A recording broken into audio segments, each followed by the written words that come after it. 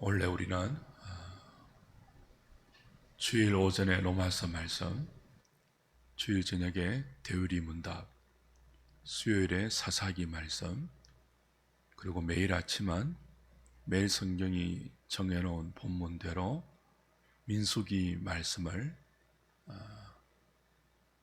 묵상하면서 거룩한 나그네의 순례 여정을 시작합니다. 오늘부터 아침마다 묵상할 민수기는 넘버스라고 되어 있죠. 제목이 민수, 백성들의 숫자, 그런 뜻입니다. 우리말 번역과 70인역은 민수기라고 제목을 붙였는데요. 민수기 안에 나오는 여러 차례의 인구 조사가 있습니다. 특별히 1장과 오늘 함께 읽은 1장과 26장은 민수기 내용의 전체를 이끌어가는 중요한 역할을 해요. 그 외에도 여러 차례의 인구를 조사하는 장면이 나오기 때문에 우리말 번역은 백성들의 숫자라는 뜻으로 민수기 그렇게 붙였습니다. 적절한 제목이라 할 수 있죠. 원래 히브리어 성경은 전혀 다른 제목을 가지고 있습니다. 광야에서 그런 제목을 갖고 있어요. 여러 차례 인구 조사를 내용으로 전체적으로 구성된 이 민수기의 내용이 그 공간적 배경이 주로 시내산에서 모압 평지까지의 광야입니다.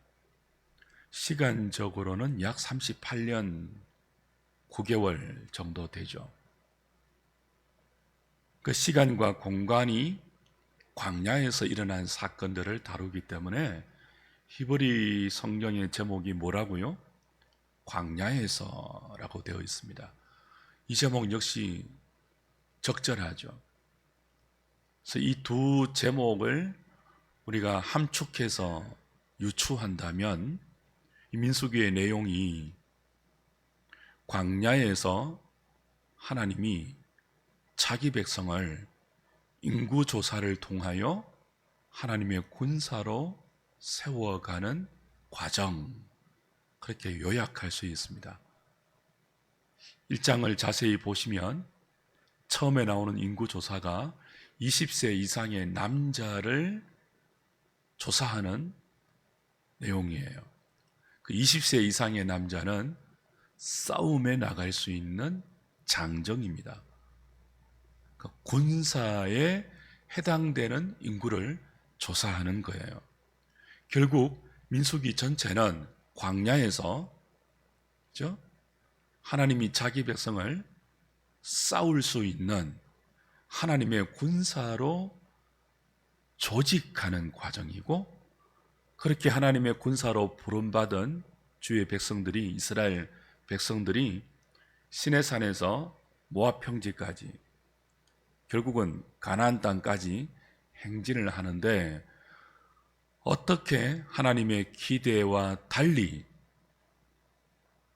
다른 내용으로 반응하느냐, 그리고 그런 백성을 하나님은 또 어떻게 자신의 군사로 세워가시는가 하는 내용으로 가득 차 있는 것이 민수기입니다.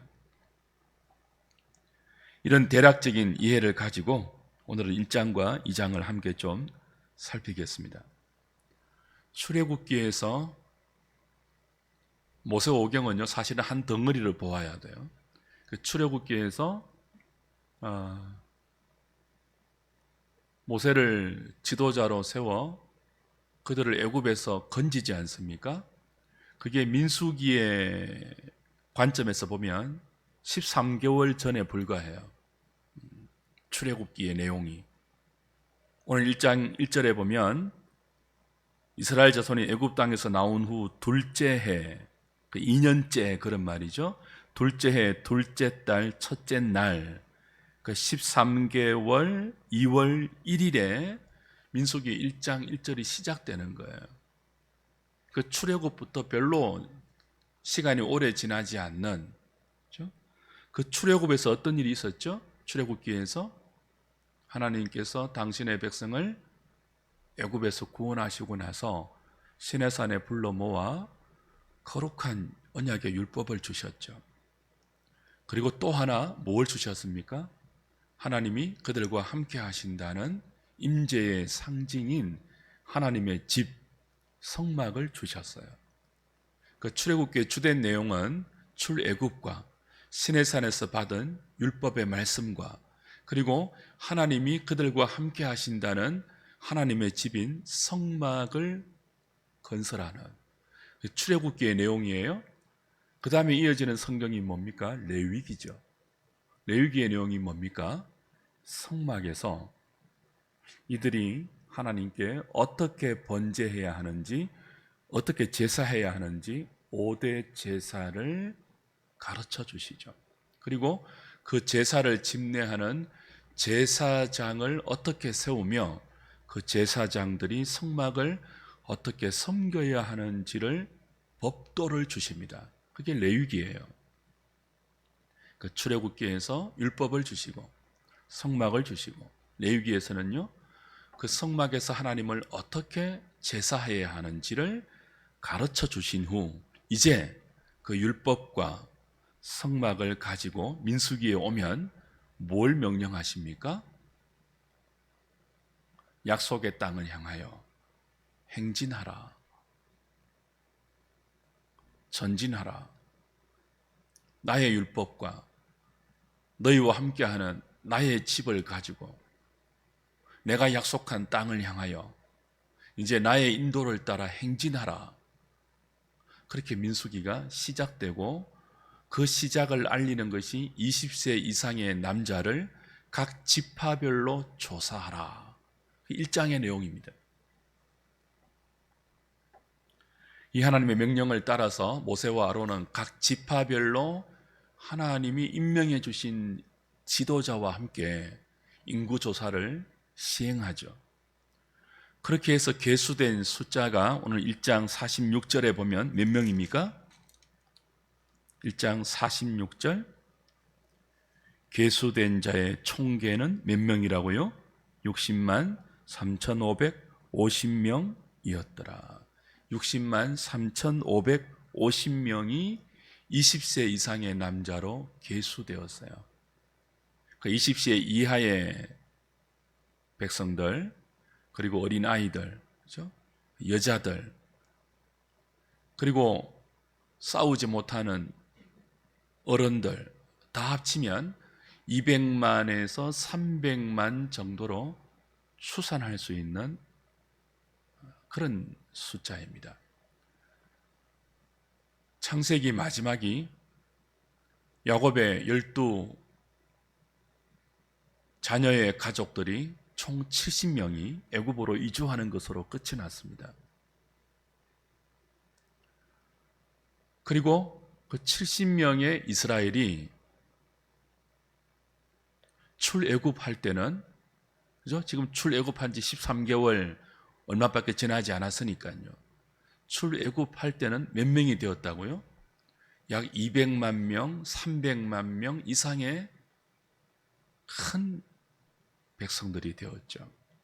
하나님께서 창세기에서 아브라함과 이삭과 야곱과 요셉에게 약속하신 내가 너희를 큰 민족으로 만들겠다는 그 약속이 이 인구조사를 통해서 성취되고 있음을 알 수 있습니다. 그리고 이 인구조사는요, 총인구가 아니죠. 이 인구조사의 목적은 싸울 수 있는 20세 이상의 남자를 계수하는 거예요. 결국 이 인구조사를 통해서 하나님은 이제부터 너희들이 나의 율법과 너희들과 함께하는 나의 집을 중심으로 해서 약속의 땅을 향하여 행진하는 이 행진은 싸움의 연속이다 하는 것들을 가르쳐주는 조사입니다. 그러니까 이스라엘 백성 전체를 사실은 하나님의 군대로 세우고 있는 그 시작이 민수기 1장이에요. 출애굽기 구원의 역사죠. 레위기 구원받은 백성들이 어떻게 하나님을 예배해야 하는지를 가르쳐주는 기록이죠. 구원받은 백성들이 하나님을 섬기고 하나님을 예배하면서 이제 약속의 땅을 향하여 행진할 때 하나님의 군사가 되어야 한다는 뜻입니다. 그걸 광야에서 조직해요. 저와 여러분은 구원받은 순간부터 하나님이 약속하신 저 천성을 향하여 순례의 길을 행진하는데 그 행진의 걸음걸음이 영적인 싸움이다. 우리가 하나님의 군사로 부름을 받고 있다라는 뜻입니다. 이번 한 주간 우리가 함께 힘을 모아서 하나님께 기도하는 이 새벽 기도의 주제를 부르심에 응답하라 그렇게 정했습니다. 첫 번째로 우리를 부르시는 하나님의 부르심은 뭡니까? 군사입니다. 1장에서 그렇게 인구조사를 통하여 20세 이상의 싸울 수 있는 군사의 수를 계수한 하나님은 2장으로 가면 그 인구조사를 기초로 해서 12지파를 성막을 중심으로 한 동서남북 사방으로 진영을 배치합니다. 동쪽에는 유다 지파, 이사갈 지파, 스불론 지파가 진을 형성하게 했고요. 남쪽에는 르우벤, 시몬, 갓 지파가 진영이 되게 했습니다. 그리고 서쪽에는 에브라임, 므낫세, 베냐민 지파가 진영을 형성하게 했죠. 마지막으로 북쪽에는요, 단 지파, 아셀 지파, 납달리 지파가 성막을 중심으로 해서 동서남북으로 배치되었습니다. 이 동서남북 네 방향에 세 지파씩 배치된 이 진영의 중심에 뭐가 있습니까? 하나님의 성막이 있습니다. 자, 지금 민수기 1장에서 하나님이 자기 백성을 당신의 군사로 세우지 않았습니까? 그 군사는 성막을 중심으로 해서 진영이 배치됩니다. 그런데 이 군사의 진영은 세상의 모든 군대가 전략과 전술을 위해서 배치되는 그런 목적의 배치가 아닙니다. 지리적 배치도 아닙니다. 이 진영의 중간에 뭐가 있다고요? 중심에 하나님의 집 성막이 있어요. 그리고 12지파 모두가 동서남북 어디에서도 성막을 분명히 볼 수 있는 그 성막에서 하나님께 제사하는 모든 과정에 누구나 참여할 수 있는, 그러니까 하나님을 중심으로 해서 그 성막을 섬기는 모세와 아론과 레위 지파들이 어떻게 하나님을 수종들고 있으며 회막에서 하나님의 음성을 듣고 그 음성을 자기 백성에게 전달하는 모세의 이 설교를, 모세의 이 교훈을 12지파 누구나 어디에서도 들을 수 있는 그런 진영으로 이스라엘 백성이 배치되고 있는 거예요. 그러니까 이 진영 배치는 사실 세상적인 전쟁을 위한 배치가 아니고요, 하나님의 말씀을 잘 들을 수 있는, 하나님께 예배를 잘 드릴 수 있는, 하나님을 잘 바라볼 수 있는, 그걸 중심으로 배치된 철저한 영적인 진영 배치입니다. 요즘 말로 하면 하나님 중심, 교회 중심, 예배 중심의 진영이라고 볼 수 있죠. 그렇다면 생각해 보세요. 지금 민수기 1장과 민수기 2장을 통해서 하나님은 신약식으로 말하면 한 교회를 구성하고 있는 것입니다. 자, 출애굽기에서 자기 백성을 애굽에서 건져내었어요. 구원하셨어요. 그리고 시내산에 불러 모아서 공식적으로 언약을 맺었습니다. 구약 교회를 형성한 거죠. 그 교회가 하나님의 말씀을 중심으로 모여야 함을 율법을 주심으로 제정해 주셨습니다. 그리고 그 하나님 말씀을 따라 살면서 죄를 지을 때마다 용서받을 수 있는 제사를, 성막에서 올릴 수 있는 제사법, 예배법을 레위기에서 주셨습니다. 그리고 민수기에서는요, 그렇게 12지파 전부가 하나님을 중심으로 해서 하나님의 말씀을 듣고 하나님께 예배하면서 용서의 은총을 받고 그 말씀대로 살 수 있는 하나님의 은혜를 공급받는 이 예배를 언제 어디서든지 드릴 수 있는 배치로 동서남북으로 진영을 짜고 있는 거예요. 누가요? 하나님께서.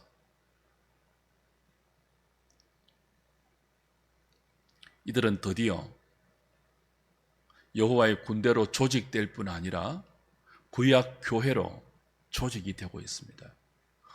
어떤 조직이죠? 하나님 중심의 조직이에요. 중간에 성막이 있잖아요. 어떤 조직이죠? 예배 중심의 조직이에요. 그 성막에서 언제나 하나님께 제사할 수 있는 어떤 중심의 조직이죠? 말씀 중심의 조직이에요. 12지파가 모두 모세를 통해서 주시는 하나님의 음성을 언제든지 들을 수 있는, 그 하나님의 말씀하심을 언제든지 볼 수 있는 여호와의 군대는 철저하게 하나님 중심의 군사들입니다. 철저하게 하나님을 예배하는 예배 중심의 군대입니다.